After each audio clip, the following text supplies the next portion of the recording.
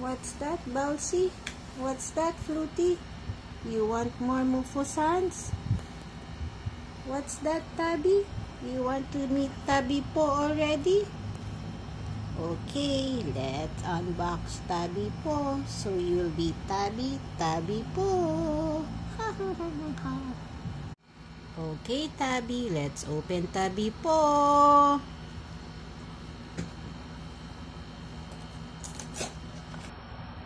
Tabby, there's Tabby Po. You are now Tabby Po. Next part of the family of Mafusans. Let's open. What will we get? A strawberry, a banana, a green thing, or a banana or a puweti thing. Let's see. Open now. Who did we get, Mafusan family? We got the strawberry.